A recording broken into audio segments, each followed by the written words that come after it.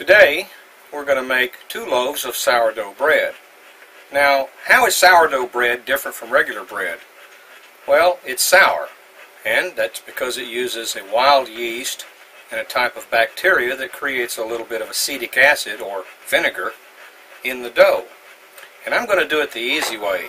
I'm going to weigh everything like professional bakers do, and then I'm going to pop it in a bread machine and let the machine do all of the mixing and kneading. And then I'll take it out of the machine, divide it, roll it out and shape it, and then put it in this double perforated mold, which is 16 inches long and holds 2 loaves. These are fairly inexpensive. This is not a commercial model. It's just non-stick coated aluminum. These are about $25, and they have the advantage of cooking the bread all around and giving you sort of a round shaped bread. So, as to the recipe, what I've done here is said, well, 2 medium-large loaves take 750 grams of flour, and I want a 65% water content, which makes a good flour that's not too sticky and not too dry, but you have to figure the amount of water and flour that's in the sourdough. And I always mix my sourdough 50-50, so when I recharge it, I put in 100 grams of water and 100 grams of flour. That way I always know what's in it. So I'll be using 100 grams of sourdough starter, which is 50 grams of flour and 50 grams of water. So I'll subtract that from my calculations here and then figure out how much remaining water I need and remaining flour to arrive with 750 grams of flour total with a 0.65 water content. So I've done that here on this sheet with a calculator, and then I'm just going to put a little salt in it and a little margarine to help the gluten develop properly in the dough. I'm going to mix it over here in the bread machine. So let's get started making sourdough bread.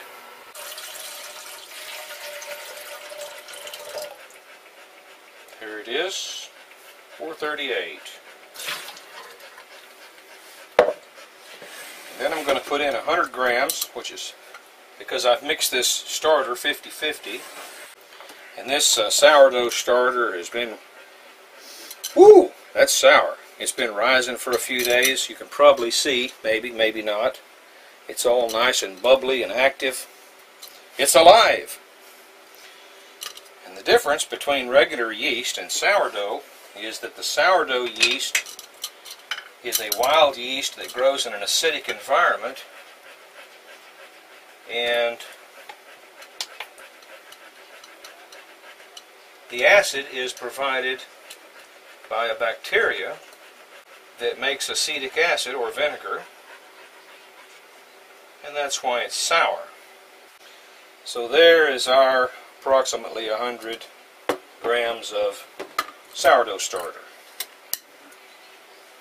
That away, and now we're going to need 700 grams of flour.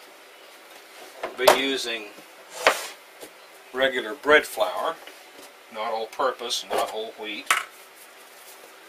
So let's go for 700. Remember, this is 2 large loaves.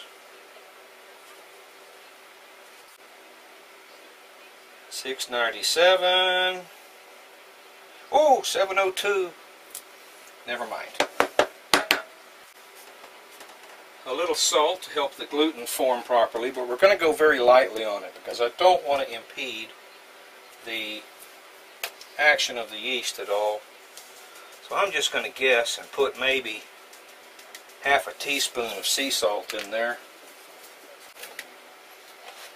Also, just going to guess on the fats involved, which in this case I'll be using some whipped margarine of the very low cholesterol type.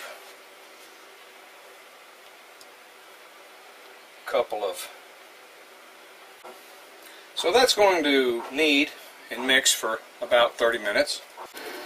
Now when the moisture content in your dough is just right, it will have just a tacky feel, but it won't leave anything on your fingers. It won't feel dry, but it won't feel sticky either, just halfway between.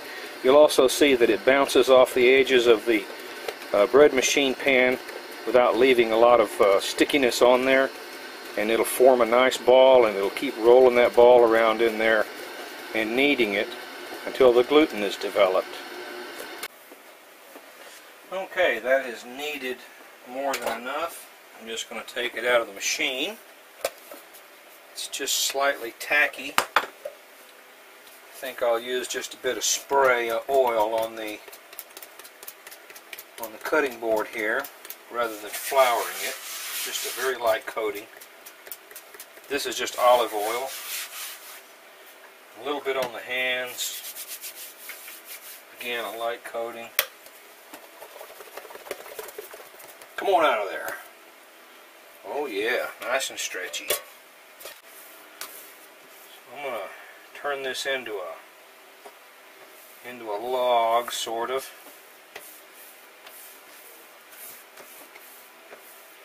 Get a little feel for it, see how the gluten is developing.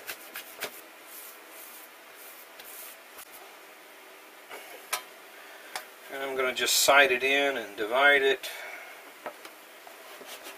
like that. Put one aside and form it for the mold.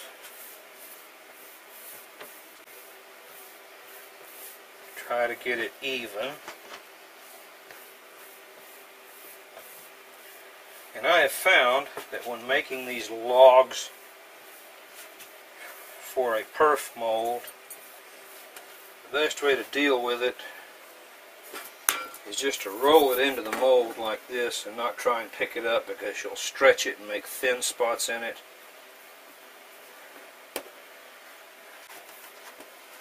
And we'll get the second one.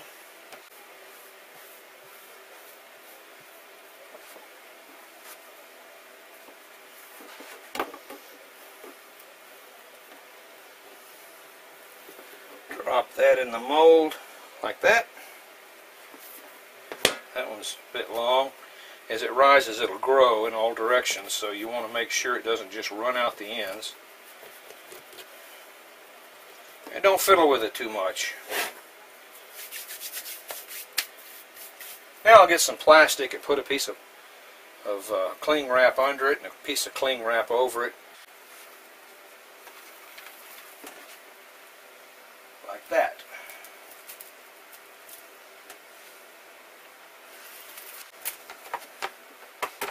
Now we'll just tack that to itself, but leave it loose on top so that the bread can rise. And they will lay there like that until they begin to run over the mold, and then I'll bake them. If you let it rise too long, it'll fall again. But that will take several hours, because sourdough starter is quite slow compared to rapid rise yeast that most people are accustomed to using. Okay, a few hours later, that has risen almost too much. It's about to run out of the ends of the mold. I'm just going to put a little bit of melted butter on it. Try not to disturb it too much. It's a little softer than I'd like.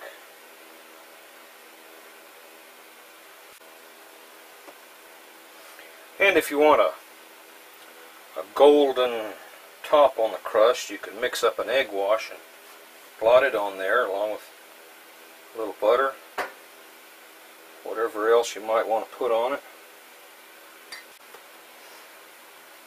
And we'll just dock the tops with a sharp knife. Razor blade's actually better, I don't have one. Put a little oil on there. Just give it some little slashes so the crust can expand as it bakes. It's pulling a little bit, isn't it?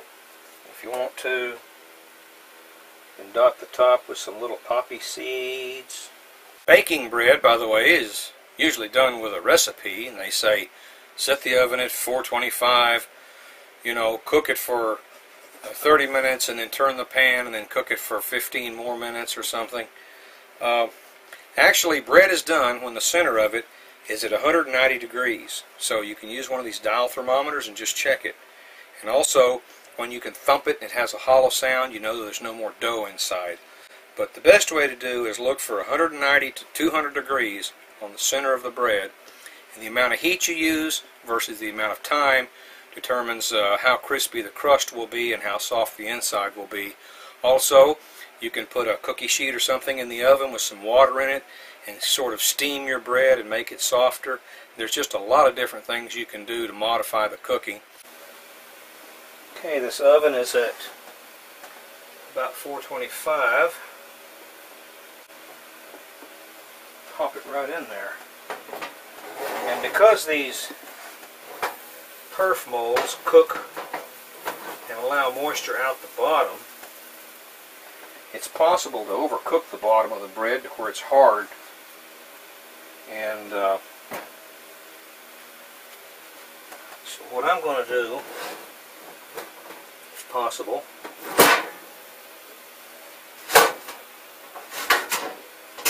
is put a cookie sheet between the fire pan and the bottom of the mold, and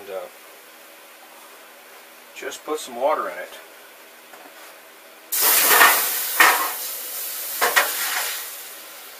Something like that. And then let the bread steam. Now, we'll start this timer. And there's our alarm at 35 minutes. Now let's check it. Let's see if I can try not to burn my hand again. Do a little bit. Give it the old liver test. See, I pushed it through to the bottom and then pulled it back up halfway.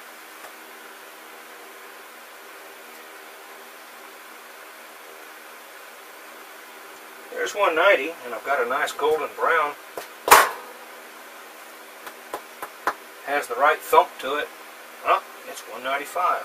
Okay, that's done. And we'll get our pot holders. Take that out. Very hot. Set it on the rack. Have a look. Ain't that pretty? Now let's give it the thump test. That's called thwacking. It's supposed to sound like that. But the thermometer tells us the real story. 195 degrees. That's done bread. So we'll let that cool there a little while and get it loose from the mold, cut it, see what we've got. Okay, after about 15 minutes or so, that is cooled down nicely. Remove the rack. Remove the mold, which may or may not be easy. Yeah, lots of crumbs.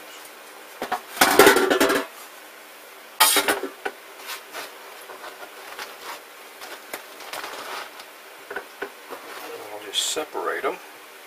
Stuck together there.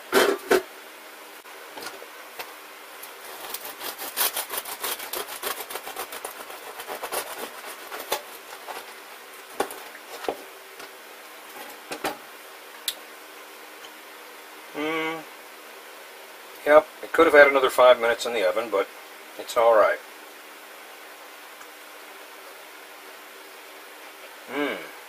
Nothing like homemade bread. So there you have it. Homemade sourdough bread.